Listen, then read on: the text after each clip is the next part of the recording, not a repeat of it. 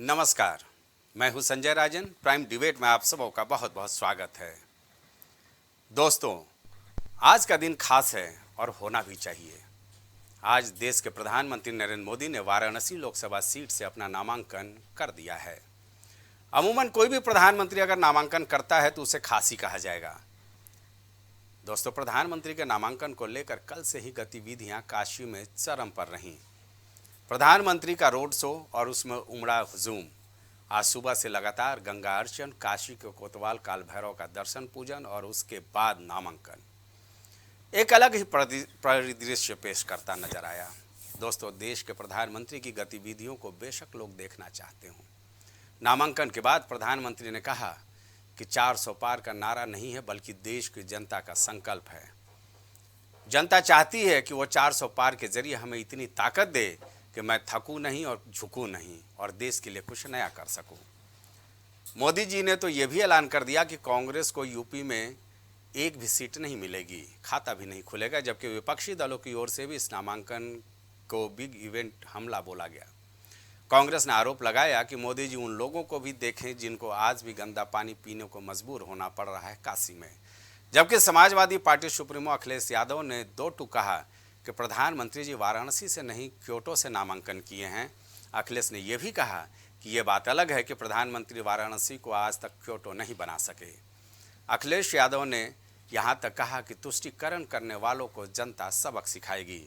अमूमन इसी तरह का आरोप यूपी से सजे सियासी मंच से कांग्रेस सांसद राहुल गांधी का भी देखने को मिला। दोस्तों, इन सब के बीच प्रधानमंत्री नरेंद्र मोदी पूरी तरह से आश्वस्त हैं कि वही देश के अगले प्रधानमंत्री बनने जा रहे हैं। मैं सुन रहा था कि उन्होंने साफ कहा कि 4 जून के बाद मेरा शपथ हो जाएगा, फिर जापान G7 समिट में शामिल होने जाऊंगा, जिसका न्योता उन्हें पहले ही मिल गया है। अब समझिए, आज हुए नामांकन का मौका ऐसा रहा जहां एनडीए ने अपनी एका का भी परिचय दिया। 11 राज्यों के मुख्यमंत्री आज वाराणसी में मौजूद रहे। इसके अलावा घटक दल के नेता जीतन राम मांझी, बीजेपी के राष्ट्रीय अध्यक्ष JP नड्डा, केंद्रीय मंत्री अमित शाह, राजनाथ, CM योगी, एकनाथ शिंदे, चंद्रबाबू नायडू, ओम प्रकाश राजभर, जयंत चौधरी, तुषार वेल्लापल्ली, अनुप्रिया पटेल समेत 22 घटक दलों के नेता भी शामिल हुए। इनके साथ प्रधानमंत्री ने बैठक भी की। यानी कुल मिलाकर इस नामांकन के जरिए एक बड़ा सियासी संदेश देने की बीजेपी की ओर से कोशिश की गई। वाराणसी नामांकन के मन से दिए सियासी संकेत पर ही आज हम चर्चा करेंगे। एक बेहतरीन पैनल हमारे साथ होगा। हम चलेंगे चर्चा पर, उसके पहले सुन लेते हैं कुछ सियासी बयान। हमेशा हमारे पूज्य प्रधानमंत्री जी कहते हैं कि सबका साथ सबका विकास, सबके विश्वास के साथ ये पार्टी चलती है। उसी के साथ मैं विश्वास भी रखता हूं और इसीलिए मुझे भी यहाँ प्रस्तावक के रूप में चयनित किया गया है। जनता का गुस्सा भी इनके खिलाफ बढ़ता चला जा रहा है और ये देख लेना आप, जब 7वें चरण में चुनाव आएगा, जनता का गुस्सा इनके खिलाफ 7वें आसमान पर होगा। वाराणसी की जनता मोदी जी से बहुत नाराज है। उन्होंने वादा खिलाफी की है, झूठ बोला है और जहां पर हर हर महादेव का नारा लगता था वहां उन्होंने गुजरात से लाकर के अपने लोगों से हर हर मोदी का नारा लगाया है। उस समय चल गया, लेकिन अब वो लोगों के दिलों में चुभा हुआ है। उसका जवाब इस 1 तारीख को जब वोट होगा उसमें जनता देने जा रही है। अब मोदी जी अगले साल 17 सितंबर को रिटायर होने वाले हैं, तो मैं बीजेपी से पूछना चाहता हूं, आपका प्रधानमंत्री का दावेदार कौन है? दोस्तों, अगले साल 17 सितंबर तक अगर इनकी सरकार बनी तो उस पे भी आऊंगा मैं। अगर इनकी सरकार बनी तो पहले मोदी जी के सबसे खास अमित शाह को ये प्रधानमंत्री बनाएंगे। काशी से हमारे जो प्रधानमंत्री हैं उन्होंने नॉमिनेशन फाइल किया है, तो एक हमारे लिए, जैसा मैंने कहा, एक बहुत ही एक इम्पोर्टेंट डे है और तीसरी बार प्रधानमंत्री जी जो है अपना नॉमिनेशन फाइल कर रहे हैं बड़ी काशी से।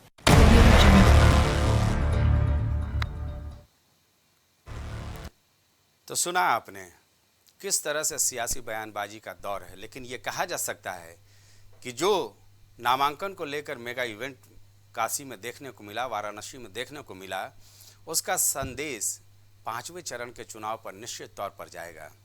हम सिर्फ उत्तर प्रदेश के पूर्वांचल के रण की ही बात नहीं करेंगे, बल्कि देश में भी जो प्रधानमंत्री नरेंद्र मोदी ने यहाँ से संदेश देने की कोशिश की, उनका जो पूरा कार्यक्रम था, कहा जा सकता है कि एक रणनीति का हिस्सा रहा। उनके प्रस्तावकों के नाम से लेकर के जो भी इवेंट हुआ उससे कहीं ना कहीं एक दूरगामी संदेश देने की कोशिश हुई। हालांकि ये बात अलग है कि तृणमूल कांग्रेस इंडिया गठबंधन का एक घटक दल है जो अपने दम पर हालांकि चुनाव लड़ रही है। ममता बनर्जी का साफ तौर पर कहना है कि भारतीय जनता पार्टी को 150 से ज़्यादा सीटें नहीं आएंगी, जबकि इंडिया गठबंधन 325 के पार जाएगा। संजय राउत का भी मैं बयान सुन रहा था, उन्होंने भी कहा कि इस बार एनडीए को 200 से ज़्यादा सीटें हासिल नहीं होने वाली हैं। राहुल गांधी तो हर मन से ये कहते ही हैं कि इस बार नरेंद्र मोदी जी प्रधानमंत्री नहीं बन रहे हैं, लेकिन इन सब के बीच कहीं ना कहीं ये कहा जा सकता है कि बीजेपी का जो आत्मविश्वास है वो 400 पार के नारा का है। एक ताकत के रूप में एनडीए ने आज वाराणसी में नामांकन के जरिए ही सही, लेकिन पूरे देश को दिखा दिया है कि किस तरह से वो ये कापे हैं। 12 राज्यों के मुख्यमंत्री वहाँ पर मौजूद रहे, सीएम योगी आदित्यनाथ से लेकर के एकनाथ शिंदे तक वहाँ पर मौजूद रहे। अलग अलग घटक दलों की बात करें तो उन नेताओं की भी बात कर लें, चंद्रबाबू नायडू, जीतन राम मांझी, अनुप्रिया पटेल, ओम प्रकाश राजभर, जयंत चौधरी सरीखे नेता भी यहाँ पर देखने को मिले। दक्षिण भारत से जीके वासन, तुषार वेल्लापल्ली, अतुल बोरा जैसे नेता भी मौजूद रहे।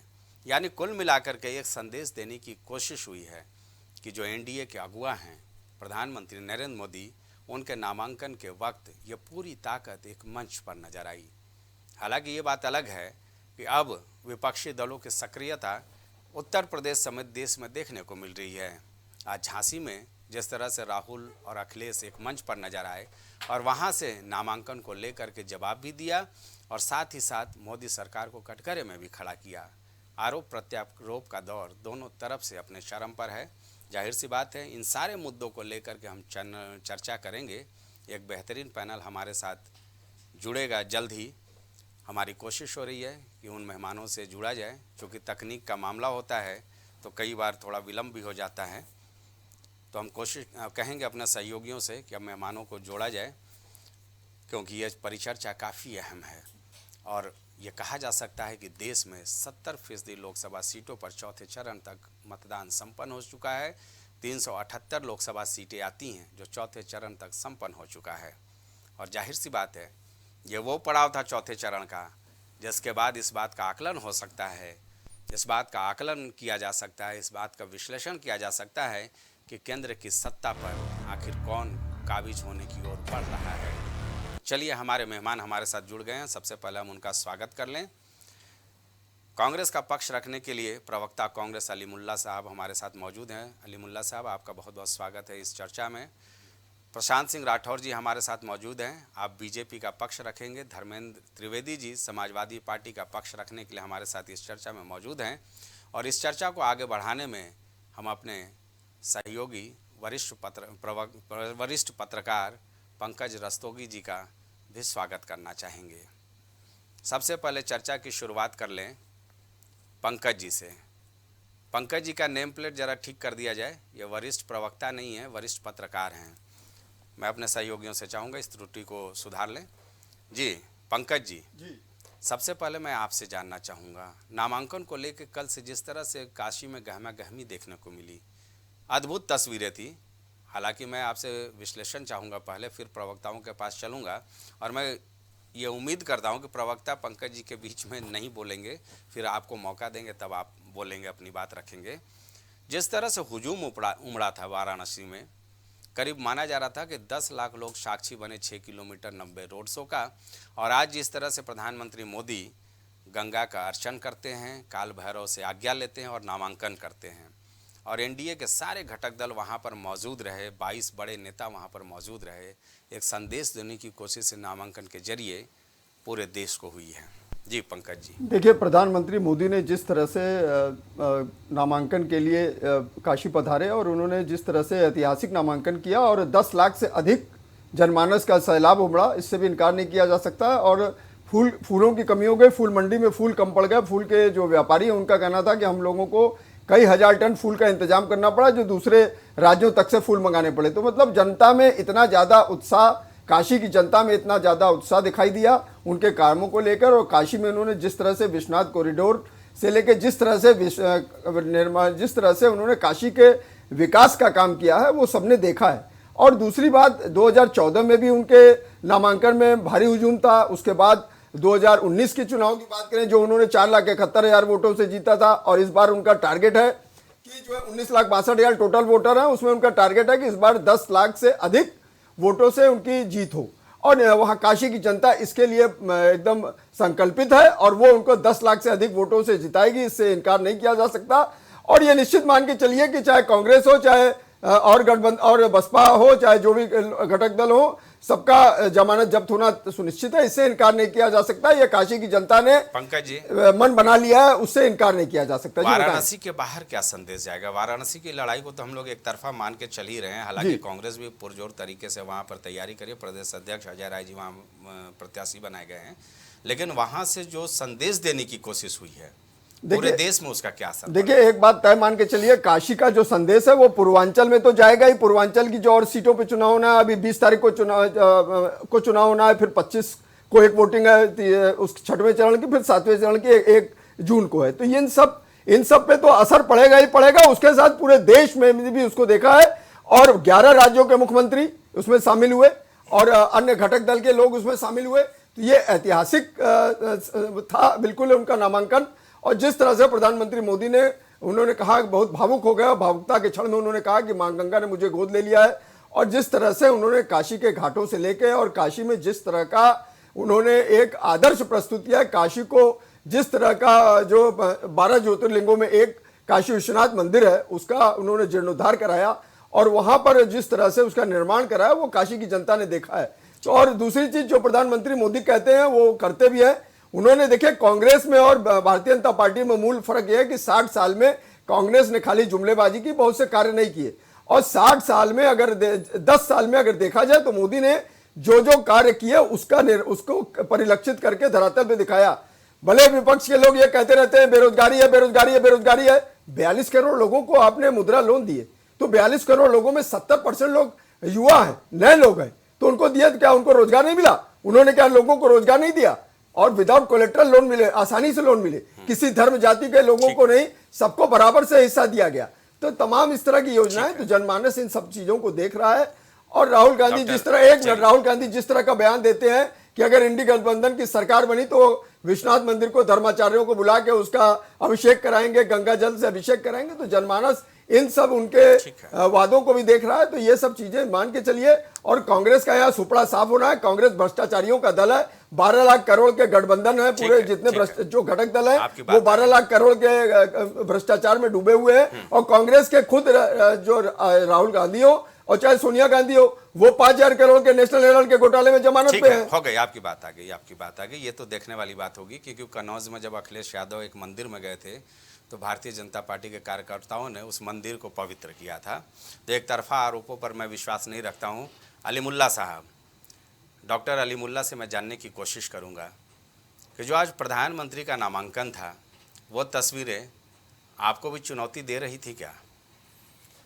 पंकज जी ने तो भारतीय जनता पार्टी के जो प्रशांत सिंह जी हैं उनका काम तो ख़त्म ही कर दिया, मतलब उनकी जगह पे अपनी जिम्मेदारी भरपूर तरीके से अदा की, जबकि वरिष्ठ पत्रकार हैं आप, एक तरफा बयान दे रहे थे। जिस तरह से माननीय प्रधानमंत्री मोदी जी ने 10 साल तक इवेंट्स किए हैं, उसी तरह का एक जम्बूजेंट इवेंट कंपनियों के, भारी भरकम इवेंट कंपनियों के, नेशनल इंटरनेशनल कंपनियों के जरिए एक इवेंट था जिसमें लाखों टन फूलों के जरिए वो किया गया। बादशाह का एक नामांकन था और बनारस की जनता का एक तरह से मजाक था ये, जिसमें बनारस की जनता की भागीदारी नहीं थी।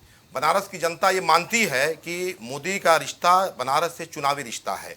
बनारस कबीर की धरती है, उस्ताद बिस्मिल्लाह खां की धरती है, ठीक है। बनारस गंगा जमुनी तहजीब की धरती है, संगीत की धरती है, अदब की धरती है, मोहब्बत की धरती है, गंगा जमुनी तहजीब की धरती है, जिससे प्रधानमंत्री, इन सब विचारों से प्रधानमंत्री मोदी का 36 का आंकड़ा है। बनारस की जनता लगातार जिस तरह से देश की जनता प्रधानमंत्री मोदी की बाजीगरी को, झूठ को, फ्रेब को देख रही है, बनारस की जनता भी देख रही है। जिस तरीके से प्रधानमंत्री मोदी गंगा में खड़े होकर के, जिस गंगा में खड़े होकर के टीवी चैनलों को इंटरव्यू दे रहे थे, इंटरव्यू देते वक्त पसीना पोंछ रहे थे, उसी गंगा में बनारस की जनता ने कोविड के दौरान तैरती हुई लाशों को देखा है। नमामि गंगा के नाम पे करोड़ों रुपए का घोटाला देखा है, सफाई के नाम पे जो हुआ उसका घोटाला देखा है।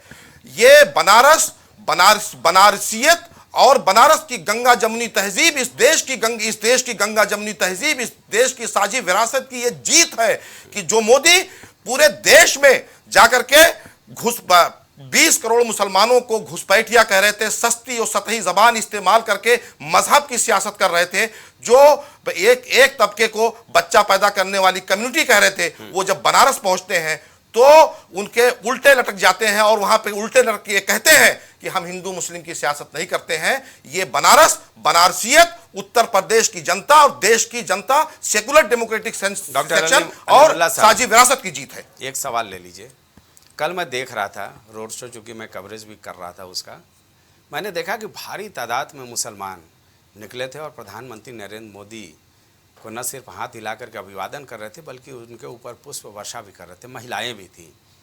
एक तंग गली है अकलियतों की, वहाँ से हो करके वो गुजर रहे थे और लोग भारी तादाद में स्वागत कर रहे थे। तो आपके इस आरोप में दम है क्या? देखिए, बनारस की खूबसूरती है और जाहिर सी बात है कि ये ऐसा तो है नहीं कि अगर जो है 10,000 लोग, 20,000 लोग, 50,000 लोग भी कहीं किसी गली में गुजरते हैं तो ये पूरा जनसैलाब लगता है। लेकिन वहाँ पे जो आम जनमानस है, जो वहाँ के गरीब गुरबा हैं, जो वहाँ के बुनकर हैं, जो वहाँ के किसान हैं, जो वहाँ के आम लोग हैं, जो वहाँ का बुद्धिजीवी समाज है, वो इनकी सियासी बाजीगरी को देख रहा है। प्रधानमंत्री मोदी की 10 साल के झूठ को, फरेब को, धोखे को, झूठे वादे को और नफरत की सियासत को, मजहब के नाम पे पहचान की बुनियाद पर की जाने वाली नफरत की सियासत को देख रहा है और उसका 2024 में न सिर्फ उत्तर प्रदेश बल्कि पूरे देश में और बनारस में भी जवाब देने जा रहा है और ये इंडिया गठबंधन की जीत होगी, सरकार बनेगी। ठीक है प्रशांत जी, आवाज आ रही है आपको? जी आ गई। प्रशांत जी, आज मोदी जी ने एक बात बहुत बड़ी कह दी है कि कांग्रेस का यहाँ पर खाता भी नहीं खुलने वाला है और 400 पार का सिर्फ नारा नहीं है बल्कि जनता का संकल्प है। जनता ये चाहती है कि वो इतनी ताकत दे जिससे प्रधानमंत्री नरेंद्र मोदी को न झुकना पड़े न डिगना पड़े। जी, प्रधानमंत्री जी ने जो बात कही है वो जो विपक्ष की पार्टियां हैं उनको वर्तमान जो स्थिति है उसको ध्यान में रखते ही उन्होंने कहा है। आप पिछले चुनाव का 2019 का रिजल्ट देखें तो कांग्रेस को केवल 1 सीट रायबरेली से सोनिया गांधी जी की मिली थी। उसके बाद से सोनिया गांधी जी रायबरेली पलट के नहीं आई है और अब हाल ये है कि ये रायबरेली भी कांग्रेस के हाथ से निकलने जा रहा है।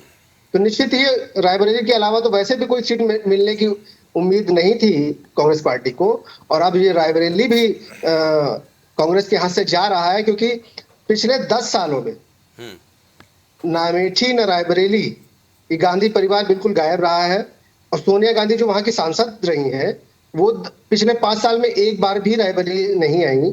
उन अपने बेटे के नामांकन में वो आई, उससे पहले वो हमेशा बताती रही कि मैं बीमार हूँ। पूरी दुनिया में इधर उधर जाने का, अन्य कार्यक्रमों में जाने का उनके पास समय था, सब कुछ था, लेकिन रायबरेली की जनता का सुध लेने का समय उनके पास नहीं था।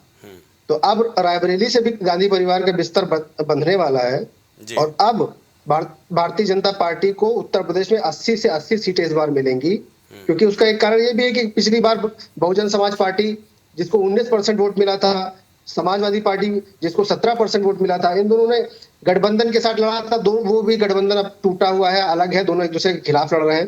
कांग्रेस को महज 6% वोट मिला था। तो ये कहीं भी कितना भी गठबंधन अपना सशक्त बताएं लेकिन ये कहीं हम भारतीय जनता पार्टी का सामना करने वाले नहीं है। जनता भारतीय जनता पार्टी के साथ है और सशक्त रूप से 80 की 80 सीटें भारतीय जनता पार्टी को उत्तर प्रदेश में मिलेंगी। तो समाजवादी पार्टी को भी एक भी सीट नहीं दे रहे हैं आप लोग?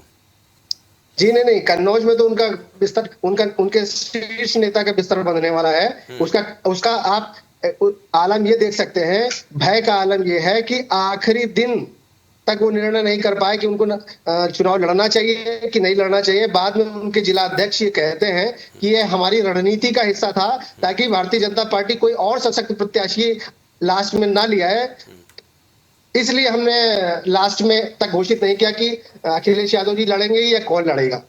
लेकिन उनके भाई का पहले तय हुआ, फिर आखिरी में अखिलेश यादव जी को तय करना पड़ा कि हम लड़ेंगे। धर्मेंद्र जी अभी आ रहे हैं आपके पास? एक लेकिन सवाल और मैं उनको प्रशांत जी बता दूं छोटा कि सा ले हमारे जो लीजिए। अखिलेश यादव जी की पत्नी को हरा चुके हैं हमारे सुब्रत पाठक जी, इस बार अखिलेश यादव जी को भी वो विदाई कन्नौज से कर देंगे। अच्छा, एक सवाल और ले लीजिए। इंडिया गठबंधन कह रहा है कि भाई आप 200 से नीचे सिमट रहे हैं, आप लोग कह रहे हो 400 के पार। किसके दावे में दम है? नहीं, इंडिया गठबंधन तो कुछ भी कह सकता है, लेकिन मैं आपको ये बता दूं कि इंडिया गठबंधन तो मुझे कहीं दिख नहीं रहा है। ये पंजाब में आम आदमी पार्टी और कांग्रेस एक दूसरे के अपोजिट लड़ रहे हैं, 13 की 13 सीटों पर आम आदमी पार्टी लड़ रही है। पश्चिम बंगाल में इंडिया गठबंधन कहाँ है? वामपंथी दल और कांग्रेस एक तरफ है और तृणमूल कांग्रेस एक तरफ है। और यूपी में देख लीजिए आप, बहन मायावती जी अलग लड़ रही हैं, आरएलडी इनके साथ था, वो हमारे साथ है। आप चले जाइए जम्मू कश्मीर, पीडीपी अलग लड़ रही है, फारूक अब्दुल्ला और कांग्रेस अलग लड़ रहे हैं।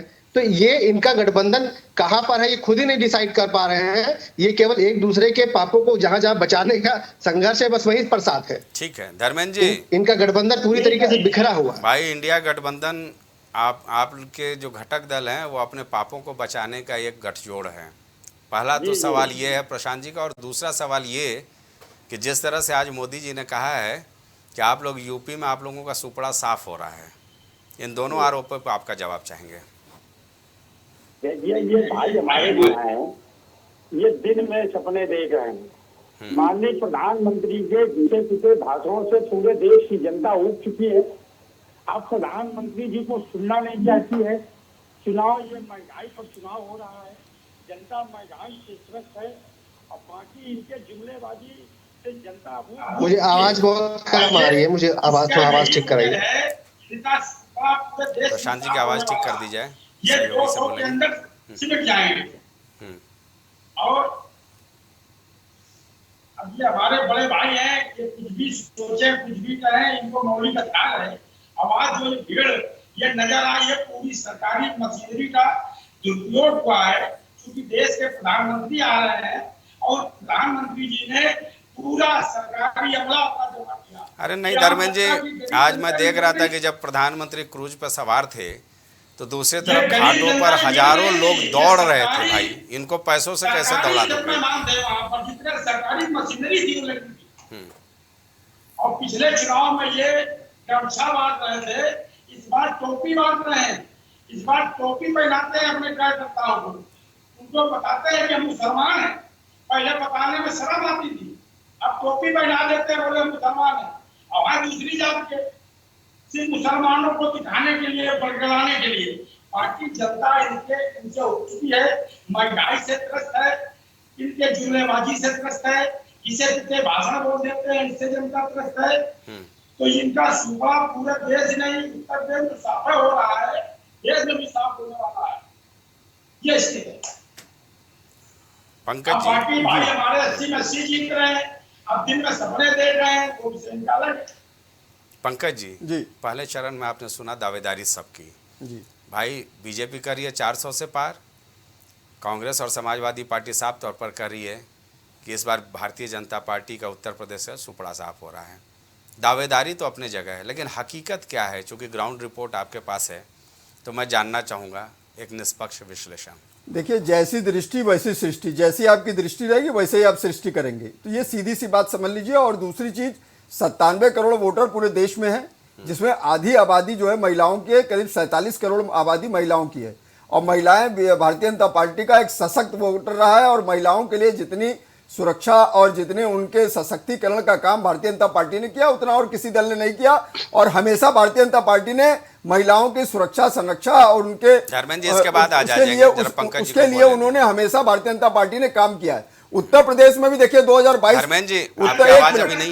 उत्तर प्रदेश में भी 2022 के चुनाव हुए थे, उसमें अखिलेश यादव एक शब्द भी नहीं बोलते थे महिलाओं के ऊपर और महिलाओं के अत्याचार के ऊपर एक शब्द नहीं बोलते थे। 15 करोड़ 2 लाख वोटर थे, 8 करोड़ पुरुष और 7 करोड़ महिलाएं। उसका नतीजा यह रहा कि भारतीय जनता पार्टी 275 सीटों के साथ 402 विधानसभा सीटों में 2/3 बहुमत से अधिक सरकार बनी 2022 में।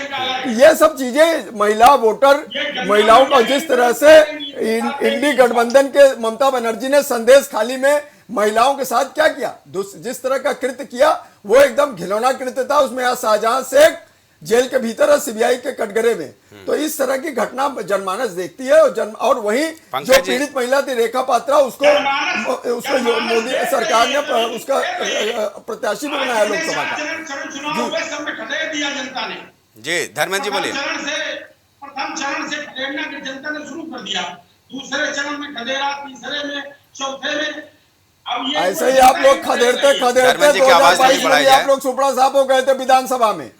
जनता समझ रही तभी सुपड़ा साहब होने वाला है देश से। किसी की दशा में इनकी सरकार बनने वाली नहीं है, 200 से अंदर रहेंगे, क्योंकि जनता समझ रही है सिर्फ झूठ के बुनियाद पे ये सरकार चला रहे हैं। और गंगा मैया का अभिनय दिखा के गंगा मैया को भी अपवित्र करने का काम कर रहे हैं ये लोग। गंगा मैया इनको उब चुकी है, इनसे गंगा मैया इस बार तार देंगी इनको। ठीक है अलीमुल्ला साहब, नहीं बचेंगे कि गंगा मैया भी झूठी। भाई सवाल तो यही उठ रहा है ना, क्योंकि अभी चौथे चरण का जो मतदान हुआ उसमें सबसे ज़्यादा जो हावी मुद्दे रहे, चाहे युवाओं से बात किया हम लोगों ने या महिलाओं से बात किया, महंगाई और बेरोजगारी, इन दो मुद्दों को लेकर के चर्चा बहुत तेज रही। हालांकि आज प्रधानमंत्री नरेंद्र मोदी ने भी साफ किया है कि राम मंदिर कभी सियासी मुद्दा नहीं है, ये आस्था का सवाल है। लेकिन बयान तो अलग अलग मंचों से आते ही है ना भारतीय जनता पार्टी के, कि कोई भी राष्ट्रभक्त तभी होगा जब राम भक्त होगा। अमित शाह जी का एक बयान मैं सुन रहा था कि कांग्रेस के जितने सांसद होते हैं सबसे ज़्यादा सांसद निधि का पैसा अकालियतियों पर खर्च करते हैं। तो ये वोटों के ध्रुवीकरण की कोशिश तो आप लोग मानते ही हैं, आरोप भी लगाते हो। पंकज जी अभी महिला सुरक्षा की बात कर रहे थे, उत्तर प्रदेश में और भारतीय जनता पार्टी की सरकार महिला सुरक्षा की बात कर रहे थे। इस देश ने देखा, प्रदेश ने देखा कि स्वामी चिन्मयानंद, कुलदीप सेंगर, जो देश के गौरव थे, जो खिलाड़ी थे, जो कितने वहाँ पे लगातार जो है चीखती रही, बिलखती रही, और जो है उन पे क्या कार्रवाई हुई माननीय संसद पे, जिनको बेटे को जो है अभी टिकट दिया गया। ठीक है, बनारस में भारतीय जनता पार्टी एबीवीपी के लोगों ने किस तरीके से देश की बेटी को, छात्रा को किस तरीके से रेप किया और किस तरह से उनकी वीडियो बनाई, क्या रवैया रहा, किस तरह से भारतीय जनता पार्टी की सरकार और इनके तमाम नेता किस तरह से उनके समर्थन में खड़े रहे। एनसीआर धर्मेंद्र जी एक मिनट अभी आपके सहयोगी बोल रहे हैं डॉक्टर अलीमुल्ला साहब। धर्मेंद्र जी आपके पास आएंगे। धर्मेंद्र जी जरा ध्यान से मेरी आवाज़ सुने, आपके पास आएंगे। चिखम चिल्ली करने से बात नहीं बनती। अभी आपके सहयोगी डॉक्टर अलीमुल्ला खान साहब बोल रहे हैं, कांग्रेस प्रवक्ता हैं जी। उत्तर प्रदेश में, पूरे भारत में उत्तर प्रदेश महिला अपराध के मामले में नंबर 1 पे है। ये मेरा डेटा नहीं है, ये एनसीआरबी का डेटा है। एनसीआरबी डेटा के मामले में उत्तर प्रदेश महिला अपराध के मामले में नंबर 1 पर है। दूसरी बात, पहले और दूसरे चरण चुनाव खत्म होते होते माननीय मोदी जी और इनका पूरा शीर्ष नेतृत्व, उनके पास 10 साल में किए गए अपने कामों को बताने के लिए जनता के बीच में कुछ नहीं था। सीधे नफरत की सियासत, कम्युनल पॉलिटिक्स, सांप्रदायिकता की सियासत पे मोदी जी का पूरा भाषण उस पे आ गया। तो इस लगातार शिकस्त इनके चेहरे पे साफ नजर आ रही है। महंगाई, बेरोजगारी इस देश का अहम मुद्दा है।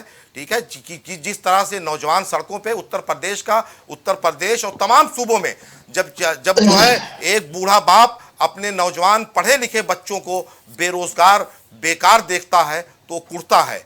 वो देखता है, तो जो चीजें हैं, जो दावे हैं, वो मैनेज तरीके से मीडिया के, कारपोरेट मीडिया के जरिए, अपने कारपोरेट आकाओं के जरिए पूरा तमाम चीजें हैं। किसान परेशान है, महिलाएं जो है अपराध का शिकार हैं, नौजवान बेरोजगार हैं, और जिस तरीके से लगातार विश्वविद्यालयों पे हमले हो रहे हैं, सिर्फ अपने कारपोरेट साथियों को, सिर्फ यूनिवर्सिटीज को प्राइवेटाइज करने के लिए, चाहे वो जेएनयू हो, चाहे बीएचयू हो, चाहे अलीगढ़ मुस्लिम यूनिवर्सिटी हो, चाहे वो दूसरी देश के विश्वविद्यालय हो, तो तमाम उस पर लगातार जिस तरीके से हमले हो रहे हैं, जिस तरीके से तमाम जो है फी स्ट्रक्चर को लेकर के, तमाम चीज़ों को लेकर के जिस तरीके से देश में पूरा आक्रोश है और आम जनमानस त्रस्त है, और इसका जवाब देने जा रही। प्रशांत जी, आम जनमानस त्रस्त है आपकी नीतियों से।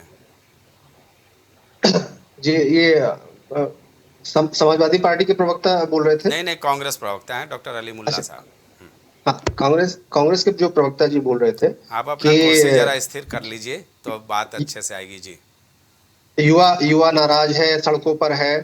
मैं पूछना चाहता हूं कि उत्तर प्रदेश में तो पिछले 7 साल हो गए धीरे धीरे योगी जी की सरकार पे, वो ना तो कहीं युवा सड़क पे दिखा आंदोलन करते हुए, ना विपक्ष दिखा। आप भी पत्रकार हैं, सारी चीजें कवर करते हैं, कहीं भी नहीं दिखा। ये पता नहीं कहां से सूचनाएं लेके आते हैं कि पेपर लीक युवा मामले में लेकिन बड़ा प्रदर्शन हुआ था। युवा सड़क पर है। दूसरी चीज ये बता रहे थे महिला सुरक्षा को लेके, मैं बता दूं कि आपका नेतृत्व और जो नेतृत्व करता है उसकी नियत और उसकी मंशा क्या है, उसकी भावना क्या है महिलाओं को लेके, ये समाज में मैसेज देता है अपराध के स्तर को बढ़ाने और घटाने के लिए। इनके एक नेता थे जो कहते थे कि बलात्कार के मामले में कि लड़के हैं, लड़कों से गलती हो जाती है, सार्वजनिक मंचों पर बोलते थे। इनके आपने पद्म श्री दिया।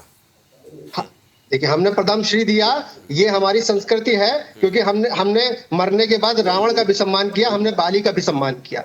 जी जी। हम राम की संस्कृति के लोग हैं, हम गजनी और औरंगजेब की संस्कृति के लोग नहीं हैं जो अपने बाप को वध करके सत्ता पर बैठते हैं। जी हाँ। इसलिए दूसरी चीज, इनके एक नेता थे जो इनके मुख्यमंत्री थे पिछले, वो एक बलात्कार के आरोपी को इनका मंत्री जो गायत्री प्रजापति थे, उनके खिलाफ सीबीआई जांच जो हाईकोर्ट के आदेश पर हुई, इन्होंने नहीं दी उसको। उस सीबीआई जांच को रोकने के लिए सुप्रीम कोर्ट तक जाते हैं कि भाई इनके खिलाफ ये जांच नहीं की जानी चाहिए। इनके एक मुख्यमंत्री, इनके एक नेता आईपीएस अधिकारी को फोन पे धमकाते हैं उस गायत्री प्रजापति को बचाने के लिए। इनके एक नेता एक माफिया का कुत्ता पहन के फोटो खिंचाते हैं।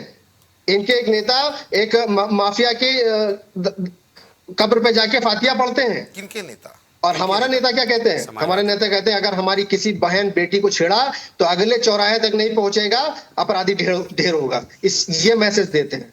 ये मूल अंतर है चरित्र का। ये जो नेतृत्व कर रहा है उसका चरित्र का मूल अंतर है जी। ये कभी तुलना नहीं कर सकते भारतीय जनता पार्टी के नेतृत्व से और समाजवादी पार्टी के नेतृत्व से। ठीक है धर्मेंद्र जी, जवाब दे दीजिए। इनके सरकार में, आप तो वरिष्ठ पत्रकार हैं राजन जी, आप देखिए कि इनकी सरकार में प्रतिवर्ष 200 से अधिक दंगे होते थे 2012 से लेकर 17 तक। उत्तर प्रदेश में किसी की हैसियत नहीं है 2017 के बाद से कि एक भी पत्थर कहीं चला दे। धर्मेंद्र जी ध्यान से सुन लीजिए, अभी जवाब ले लेंगे आपसे। हाँ, कहीं नहीं चला सकता है। योगी जी का बुलडोजर तैयार रहता है और उस बुलडोजर की तारीफ पश्चिम बंगाल के हाईकोर्ट ने कहा है पश्चिम बंगाल सरकार से, अगर आपके पास बुलडोजर नहीं है तो उत्तर प्रदेश सरकार से मांग लीजिए। ये टिप्पणी की थी जी। तो ये सरकार मैसेज क्या देती है? अपराधियों को प्रोत्साहित करती है या हतोत्साहित करती है? ये सरकार के नेतृत्व करने वाले व्यक्ति पर निर्भर करता है। ये कभी तुलना नहीं कर सकते भारतीय जनता पार्टी से। और योगी जी के तो खैर चरणों की धूल नहीं बन सकते इनका नेतृत्व। उस पे हमें उस डिबेट में मुझे नहीं जाना है जी। धर्मेंद्र जी भाई, आपके चाल चरित्र की तुलना तो भारतीय जनता पार्टी से नहीं की जा सकती, ये प्रशांत जी का दावा है। दावा तो ऐसा जितना आज समय में अपराधी है भारतीय जनता पार्टी में सम्मिलित हो चुका है। सारा अपराधी प्रदेश का इनके दल में है। मुझे आवाज नहीं आ रही है इनकी। प्रशांत जी की आवाज ठीक की जाए और सभा प्रवक्ता की आवाज बढ़ाई जाए। जातीयता के आधार पर चल रहा है, जात देख के बुलडोजर चलाया जा रहा है। जितने माफिया है, जितना अपराधी है, सारे भारतीय जनता पार्टी के नेताओं के शरण में। इनको गरीबी नजर नहीं आ रही है, इनको बेरोजगारी नजर नहीं आ रही है, इनको महंगाई नजर नहीं आ रही है, इनको अजनबी हिंदू मुस्लिम जो इनकी भाषा शैली है, ये ध्रुवीकरण वाली भाषा शैली यही नजर आता है। इनकी विकास से कोई लेना देना नहीं है, बेरोजगारी से कोई लेना देना नहीं है, महंगाई से कोई लेना देना नहीं है। ये हमेशा ध्रुवीकरण की राजनीति कर रहे हैं और हमारे भाई प्रधान जी वही बोल रहे हैं। और इनको सही कुछ जमीनी जाने नहीं है। जहाँ सुबह साफ हो रहा है वहाँ 80-80 की बात है। इस प्रदेश में सुबह साफ हो रहा है भारतीय जनता पार्टी का, वहाँ पर 80-80 की बात है। तो ये तो गैर राजनीतिक वाली बात से बात है। जब इतनी हवा थी मोदी का 80 ने जीत पाए, इस बार क्या जीतेंगे? इस बार 20 सीटें नहीं मिल रही है उत्तर प्रदेश में। ठीक है प्रशांत 20 जी, सीटें नहीं मिल रही है। जी भाई जवाब दे दीजिए। इनका साफ तौर पर समाजवादी पार्टी का आरोप है आपके ऊपर कि आपको महंगाई बेरोजगारी नहीं दिख रही है, किसानों का उत्पीड़न नहीं दिख रहा है, महिलाओं का उत्पीड़न नहीं दिख रहा है, तमाम तरह से जनता त्रस्त है, और आप बता रहे हैं कि 80 की 80 सीटें जीत लेंगे। मैं बता दूं, महंगाई की ये बात कर रहे हैं। 2013 में जब मनमोहन सिंह जी ने सरकार छोड़ी, तब महंगाई की दर थी 11%। आज है 5%। बेरोजगारी दर तब 5% थी, आज 3% है। कभी भी इनके 10 साल के जो केंद्रीय नेतृत्व रहा है 2004 से लेकर 14 तक, कभी इसी स्तर तक इनकी महंगाई दर और बेरोजगारी दर आई है? कैसी बातें कर रहे हैं? मैं बता दूं, धर्मेंद्र जी नोट कर लीजिए। धर्मेंद्र जी ऐसे एक एक करके बात रखेंगे तब समझ में आएगी। धर्मेंद्र जी, संजय जी, धर्मेंद्र जी आवाज आ रही है आप तक? धर्मेंद्र जी आवाज आ रही है आप तक? धर्मेंद्र जी आवाज आ रही है आप तक? एक एक करके पहले नोट कर लीजिए जो प्रशांत जी बोल रहे हैं, उसके बाद आप इशारा करेंगे, मैं आपके पास चला आऊंगा। जी संजय जी, मैं बता दूं कि किसानों की बात कर रहे हैं। किसानों का बजट 2013 तक 27,000 करोड़ था, आज 1,25,000 करोड़ का है। 5 गुना बजट हमने बढ़ाया। 4 करोड़ किसानों को हमने फसल बीमा दिया, 11 लाख करोड़ की सब्सिडी देकर खाद उपलब्ध कराई, 11 करोड़ किसानों को किसान सम्मान निधि दी। आपको ये दिखता, इनको ये दिख नहीं रहा है, विपक्ष को ये दिख नहीं रहा, नहीं दिखा। हमें कोई फर्क नहीं पड़ता, हमें तो जनता को दिखना चाहिए, उससे फर्क पड़ता है। और हम जनता के साथ सीधे जुड़े हुए हैं, हम जनता के बीच में इन्हीं सब कामों को लेके जा रहे हैं। अगर अर्थव्यवस्था की बात करें तो जो देश के अर्थशास्त्री प्रधानमंत्री थे आदरणीय मनमोहन सिंह जी, बहुत योग्य प्रधानमंत्री थे। लेकिन 2004 में जब अटल बिहारी वाजपेयी जी की सत्ता गई और मनमोहन जी की आई, तब भारत दुनिया की 11वें नंबर की इकोनॉमी था। और 2013 तक 11वें ही नंबर की इकोनॉमी रहा। आज भारत विश्व की 5वें नंबर की इकोनॉमी है, अर्थव्यवस्था है। 2004 में जब अटल जी की सत्ता गई, तो उस समय 7% का जीडीपी ग्रोथ रेट था। 2013 में 5% था, आज फिर 7% है। ये इनके अर्थशास्त्री प्रधानमंत्री तो चला रहे थे देश, कैसे कंपेयर करेंगे? लेकिन आरोप तो ये भी लगता है ना प्रशांत जी कि 2014 में जितना प्रति व्यक्ति आय था उससे 2.5 गुना तो आय बढ़ी, लेकिन देश पर कर्ज भी 56 लाख करोड़ से बढ़कर के 150 लाख करोड़ हो गया है। यानी आज एक बच्चा अगर पैदा होता है भारत की धरती पर तो 1,90,000 रुपये का कर्ज लेकर के आता है अपने माथे पर। देखिए, नहीं धर्मेंद्र जी रुक जाइए, उनसे सवाल है। धर्मेंद्र जी धैर्य रखिए ना, प्रशांत जी को जवाब देने दीजिए। देखिए राजन जी, 2003 तक विदेशी मुद्रा भंडार क्या था? 303 बिलियन डॉलर था। आज कितना है? 645 बिलियन डॉलर है। ये इनको नहीं दिखता है जी? ये भी तो देखे ना। और कोरोना के बाद हमने इतना बेहतर काम किया है। 3 साल कोरोना में जो पूरी दुनिया ने जो संघर्ष झेला है, उसके बाद भारतीय जनता पार्टी ने केंद्र से लेके उत्तर प्रदेश तक डबल इंजन की सरकार ने जो काम किया है, किसी भी क्षेत्र में आप उठा के देख लीजिए, वो अतुलनीय है। उसकी तुलना कभी नहीं कर सकते ये लोग। ठीक है अली मुल्ला साहब, आप बहुत हंस रहे थे कोरोना के दावे पे, जरा बताएं। देखिए, 400 करोड़ रुपया ले लिया उससे भी। ये जिस तरह से इनके प्रधानमंत्री 450 करोड़ ले लिया कोरोना में भी इलेक्ट्रॉनिक बॉन्ड के माध्यम।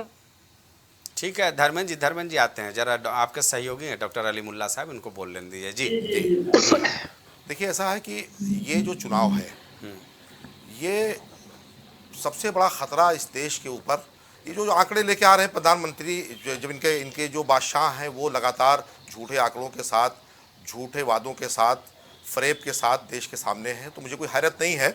बहरहाल, और लेकिन कोविड को लेकर के मैं अपनी बात करूंगा, सवाल लूंगा, मैं आपका सवाल लूंगा। एक चीज बस मैं बता देना चाहता हूँ कि भाई सम्मान निधि को लेकर के हम लोगों ने भी लोगों से बात की वाकई उससे राहत तो है किसानों को, इसमें कोई दो राय नहीं मैं है। अपनी बात मैं ठीक है, हाँ, अब बताएं। कोविड को लेकर के जो दावे हैं, कोविड तो ऐसा तो है नहीं कि हम जो है कहीं पे दूसरे टापू पे रहते हैं जो चीज़ों को देख नहीं रहे हैं। देश की जनता ने उसको देखा है, तैरती लाशों को देखा है, और जिस तरह से तमाम सेक्शन के लोग जिस तरह से उनकी चीखें देखी हैं, बिलखती उनके जो है तमाम चीज़ें देखे हैं, घर उजड़ते देखे हैं।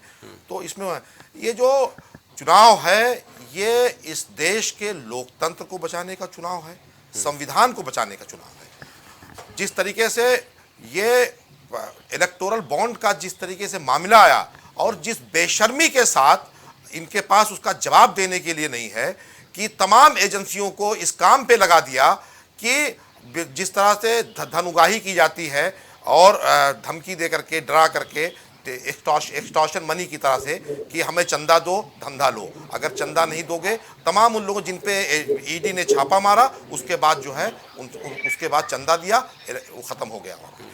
ये तमाम बेशर्मियाँ देखी हैं इस देश ने, इस देश के सामने है। जिस तरीके से असहमतियों को दबाने की कोशिश की जा रही है, तमाम असहमतियाँ जो भी इनसे असहमत है, उन आवाज़ों को कुचलने की जो रही है। इस देश के लोकतंत्र को मजबूत करने के लिए कांग्रेस ने जो काम किए हैं कि उन तमाम आवाज़ों को जो असहमतियां थी, जो हमसे अलग विचार रखते थे, चाहे वो हमारे राजनीतिक विरोधी हो या देश के दूसरे सेक्शन के लिए अदीब हो, आर्टिस्ट हो, कल तमाम जो है सिविल सोसाइटी के लोग हों, उनसे संवाद का एक रास्ता स्थापित करने का जो रास्ता था, आज जो है हालात बदले हुए हैं। हालात ये हैं कि ये देश महसूस कर रहा है कि अगर एक मर्तबा और सरकार बन गई तो ये खतरा है कि आगे चुनाव होगा भी कि नहीं होगा चुनाव। तो ये इस देश के सामने खतरा है, और इस खतरे को देख रहे हैं। ये चुनाव लोकतंत्र को बचाने का चुनाव है, संविधान को बचाने का चुनाव है। इनके बड़े बड़े तमाम नेता, तमाम सूबों नेता, तमाम मंत्री, पूर्व मंत्री, तमाम बड़े बड़े नेता जो है वो संविधान को बदलने की खुलेआम बात करते रहते हैं, जिसका जो वाज़े तौर से कोई खंडन भी नहीं किया जाता है। तो ये संविधान इस देश की आत्मा है, इस देश की रूह है, और ये लोकतंत्र जो है हमें जो है तमाम अधिकार देता है, किसानों को, मजदूरों को, नौजवानों को, तमाम लोगों को, आम लोगों को ये मौका देता है कि हम अपनी मर्जी से अपनी आवाज़ों को बुलंद कर सकें, अपनी मर्जी की सरकारों को ला सकें। ठीक है पंकज जी भाई, संविधान लेकर के राहुल गांधी हर मंच से लहराते हुए नजर आते हैं जी। एक सवाल मेरे जहन में आ रहा है जी कि आज़ाद भारत में अगर सबसे ज़्यादा अमेंडमेंट हुआ, संशोधन हुआ, तो कांग्रेस के शासनकाल में ही संविधान में संशोधन हुआ। यहाँ तक कि जैसे डॉक्टर अली मुल्ला साहब कह रहे थे कि संविधान जो है इस देश की आत्मा है। एक बात हाँ ठीक है, इसी सवाल का जवाब आप ले लेंगे, इसी सवाल का आप जवाब दे देंगे, फिर पंकज जी के पास चलेंगे। जैसा आपने कहा कि संविधान देश की आत्मा है, और संविधान की आत्मा उसकी प्रस्तावना है, प्रस्तावना तक को साहब आपने बदला। अलीमुल्ला साहब जवाब देखिए, फिर पंकज जी के पास। जो अमेंडमेंट किए गए हैं, वो अमेंडमेंट आम लोगों को अधिकार देने वाले अमेंडमेंट थे, जिससे और जो है लोकतंत्र मजबूत करने वाले अमेंडमेंट थे। उसमें उनकी ताकत को बढ़ाने वाले थे, ठीक है, जिसमें जो है सूचना का अधिकार कानून भी शामिल है कि जो आम आदमी को एक रिक्शा चलाने वाले से लेकर के कलेक्टर तक को अधिकार है कि वो सवाल कर सकता है, कि डीएम से लेकर के प्रधानमंत्री तक से ये सवाल कर सकता है किसी भी चीज को। इमरजेंसी को लेकर भी पूछ लीजिए। वो अधिकार जो है कांग्रेस ने। तो जो अमेंडमेंट हुए हैं, वो अमेंडमेंट हमारी लोकतांत्रिक संस्थाओं को मजबूत करने वाले अमेंडमेंट थे, आम जनता के अधिकारों को मजबूत करने वाले अमेंडमेंट थे।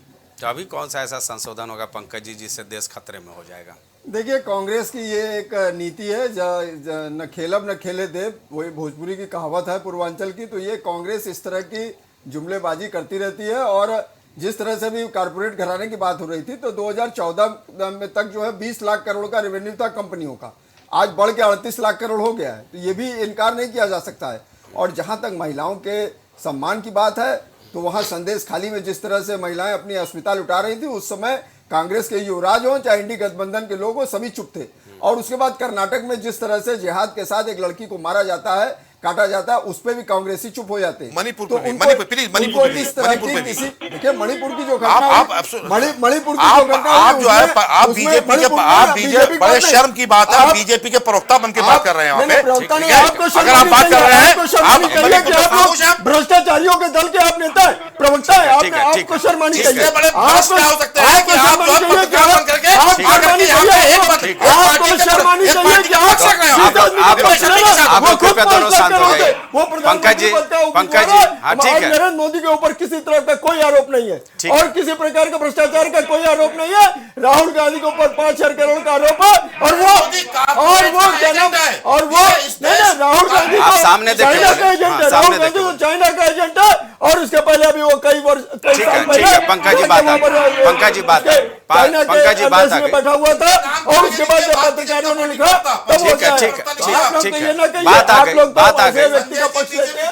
वो जब अच्छा, आप दोनों अब शांत हो जाइए। विश्लेषण और सही बात सुनने का अधिकार रखिए, खाली भ्रष्टाचार की बात पे आके आप ठीक है, लोग ठीक चुप हो है। जाते हैं। हमें कोई दिक्कत खाली नहीं है। भ्रष्टाचार की बात पे चुप हो जाते हैं, खाली भ्रष्टाचार की बात पे आप लोग चुप हो जाते हैं और कुछ नहीं करते।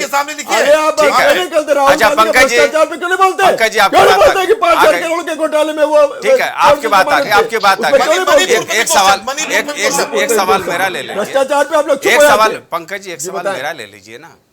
जिस आप सरकार की कानून व्यवस्था की बड़ी तारीफ कर रहे हो, सीतापुर का मामला आपके सामने है ना, सारे देश में थू हो रही है, जिसको सीतापुर पुलिस ने बता दिया कि वो अपने 4 बच्चों, पत्नी और माता की हत्या करने के बाद घर के गार्जियन ने उन आत्महत्या कर ली। जब पोस्टमार्टम रिपोर्ट आया ना, तो उसके सर में 2 गोलियां लगी हुई थी और आज भतीजे को पकड़ा गया है हत्या के नाम पर। अगर मीडिया खुलासा नहीं करती तो संभवतः पुलिस सीतापुर की वाहवाही कर चुकी थी। चलिए प्रशांत जी, सवाल ये उठता है कि तमाम आंकड़े, डाटा सब कुछ है हमारे पास। आज मैं देख रहा था कि थोक मंडी यानी थोक व्यापार की बात की जाए तो 12 महीने का रिकॉर्ड तोड़ दिया है अप्रैल में। जी। तो कोशिश तो ये होनी चाहिए ना, क्योंकि मध्यम परिवार और जो लोअर मिडिल क्लास फैमिली है उसे सबसे ज़्यादा राफ्ता होता है महंगाई से। जी। तो उस पर भी सरकार को काम करना चाहिए ना। सुझाव तो मेरा ये रहेगा। जी बिल्कुल काम करना चाहिए और काम सरकार कर रही है। मैं भी आज अखबार देख रहा था कि जो रोजमर्रा की चीजें हैं उनके दाम बहुत तेजी से नीचे गिरे हैं। उस आज के अखबार में है, आपने भी पढ़ा होगा। मैं एक चीज की तरफ कांग्रेस और गठबंधन के साथियों को आकर्षित कराना चाहूंगा। ये बार बार बोलते हैं कॉर्पोरेट घराने अडानी अंबानी की बात करते हैं, उसको लेके भारतीय जनता पार्टी की सरकार पे हमला करते हैं। मैं ये पूछना चाहता हूं कि कांग्रेस की सरकार में पिछली सरकार में छत्तीसगढ़ में अडानी ने 25,000 करोड़ का निवेश किया। अडानी इतने खराब थे तो आपने क्यों एमओयू साइन किया? राजस्थान में उठता है कांग्रेस के ऊपर। राजस्थान में गहलोत सरकार थी, वहां राजस्थान में 65,000 करोड़ का एमओयू उन्होंने साइन किया राजस्थान सरकार ने। वहां अडानी स्वच्छ हो गए थे। केरल में 7,500 करोड़ का एमओयू साइन करते हैं। बंगाल में बंगाल सरकार 35,000 करोड़ का एमओयू साइन करती है। आंध्र प्रदेश में 60,000 करोड़ का एमओयू साइन करते हैं। उड़ीसा में 57,000 करोड़ का साइन करते हैं। तमिलनाडु में 4,000 करोड़ का साइन करते हैं। वहां का अडानी अलग हो जाता है क्या? ठीक है, डॉक्टर अली मुल्ला साहब जवाब दीजिए। हाँ, बिल्कुल इसका जवाब देना चाहिए। देखिए, कांग्रेस ने हमेशा कारपोरेट को मजबूत किया है और इस देश में अगर जो सुई से लेकर अभी तो गाली दे रहे हो, मजबूत कहाँ किया है? प्रशांत सिंह जी, मैं इस तरह का डिबेट नहीं करता। नहीं, आप बोलिए अपनी बात बोलिए। आप कुछ और कह लीजिए। नहीं, आप बोलिए ना, बोलिए। आप और कुछ सवाल कर लीजिए। नहीं, ठीक है, आप बोलिए डॉक्टर अली मुल्ला साहब। कारपोरेट को मजबूत किया है और हमेशा से विद इन द कारपोरेट एक हेल्दी कंपटीशन और हेल्दी उसको बढ़ावा दिया है, सबको बराबर अवसर दिए हैं। कांग्रेस जब सवाल करती है अडानी अंबानी पर, तो इस चीज पे सवाल बिल्कुल हमें कोई दिक्कत नहीं है कि कोई कारपोरेट घराने किसी सूबे में जाकर के जो उसका नॉर्म्स होते हैं, जो तमाम प्रोजेक्ट्स होते हैं, उन प्रोजेक्ट में इन्वेस्ट करें, उसका पूरा स्वागत है। सवाल इस पे होते हैं जब लाखों करोड़ रुपए का गैर कानूनी तरीके से उनको फायदा पहुंचाया जाता है, उनके कर्जे माफ किए जाते हैं, तमाम नॉर्म्स को किनारे रख करके फायदा, तब उस पर सवाल किया जाता है। अगर आपको सवाल करना है कांग्रेस पार्टी से तो आपको वो चीज निकाल के लाना चाहिए कि छत्तीसगढ़ में ये इन्वेस्टमेंट हुआ और इस तरीके से सरकार ने गैर कानूनी तरीके से उनको फायदा पहुंचाया। जब राजस्थान में इन्वेस्ट किया, इस तरीके से किया गया। उन सवालों के साथ आपको सामने आना चाहिए। बिल्कुल स्वागत है, हम बिल्कुल यहाँ पे तस्लीम करेंगे और अगर कहीं पे हमारी सरकार ने किया है तो हम यहाँ पे माफी मांग के जाएंगे। सवाल यह है, हम बिल्कुल जो उनकी बहुत सारी कंपनियां हैं, बहुत सारी कंपनियां हैं, अगर कहीं पे बिडिंग होती है और सिर्फ अडानी अंबानी को ही वहां पे इन्वेस्टमेंट नहीं हुए हैं, दूसरी कंपनियों के भी इन्वेस्टमेंट है, वो भी आप बताइए, सबका स्वागत है। सवाल सिर्फ इस बात का है और इस चीज का सवाल है कि जहां पे सरकार तमाम नियम कानून को किनारे रख करके उनको जो है तमाम सरकारी खजाना उनके कदमों में रख देती है, आरबीआई उनकी को गिरवी रख देती है, जहां पे किसानों के, नौजवानों के अधिकारों का हनन होता है और एजेंट के तौर पे जब काम करती है तब सवाल खड़ा होता है। ठीक है, मेरा चैलेंज है, एक आप लेके आइए कि जहां पे कांग्रेस की किसी सरकार ने किसी नाम को किनारे लगा करके कोई फायदा पहुंचाया हो। प्रशांत जी से जवाब ले लेते, फिर धर्मेंद्र जी के पास चलेंगे। हाँ जरा जो देखिए, इनके नेता कहते हैं, बहुत से रैलियों में कहते हैं कि आप इस राहुल गांधी को जिसको देख रहे हैं, ये राहुल गांधी वो राहुल गांधी नहीं है, वो राहुल गांधी मर चुका है। तो अब अडानी के बारे में भी इनका यही बयान है कि वो अडानी नहीं है, हमारा अडानी अलग है, हमारा अडानी आपके अडानी से बेहतर। प्रशांत जी, आज राहुल गांधी जी ने एक जनसभा की थी, उसमें उन्होंने साफ तौर पर जनता को, जिस इंडस्ट्रीज को प्रशांत जी एक सवाल ले लीजिए, ठीक है, इसका जवाब भी राहुल गांधी से रिलेटेड ही है। उन्होंने कहा है कि 16 लाख करोड़ रुपए जो कर्ज माफ किए गए हैं जी, ये 22 जो औद्योगिक घराने जिसका जिक्र वो बार बार मंच से करते हैं, उनसे पैसा, वही पैसा वो जनता के खाते में, गरीब जनता के खाते में डालेंगे। अच्छा, ये भी एक सवाल था उनका। नहीं, राहुल गांधी जी एक और बात कहते हैं सर। राहुल गांधी जी कहते हैं कि इन 22-25 लोगों का पैसा वो इस 140 करोड़ जनता में वितरित करेंगे। वो जरा बता दे, जरा फॉर्मूला हमको कांग्रेस के प्रवक्ता से जानना है कि वो फॉर्मूला क्या है। जैसे वो इन 140 करोड़ लोगों में 25 उद्योगपतियों का धन जो वितरित करेंगे, वो कैसे करेंगे, वो फॉर्मूला जरा हमें बता दें। राहुल गांधी का जो घोषणा पत्र है, जो न्याय पत्र है, वो पूरा झूठ का पुलिंदा है। उसमें केवल एक ही बात सच है, उसमें एक ही बात केवल सच है कि वो शरिया कानून लाएंगे, वो पर्सनल लॉ को इनकरेज करेंगे। अब तेलंगाना में इन्होंने हर महिला को 15,000 रुपए देने का वादा किया था, दिया क्या? नहीं दिया। तेलंगाना में इन्होंने कर्ज माफी की बात कही थी, नहीं की। हिमाचल में इन्होंने कहा था कि 1 लाख रोजगार हर साल देंगे। हिमाचल के मुख्यमंत्री क्या कहते हैं? ये तो संभव ही नहीं, ये तो कोई हमारी 50 लाख आबादी, हम 1 लाख रोजगार कहां से लाएंगे? और प्रियंका गांधी का आप वीडियो देख लीजिए, उन्होंने बढ़िया रैली में घोषणा की है कि हम 1 लाख रोजगार हर साल हिमाचल में देंगे। तो ये सब केवल झूठ का पुलिंदा है। 2019 में भी इन्होंने बहुत बड़े लोक लुभावने बातें की थी, जनता ने भरोसा नहीं किया।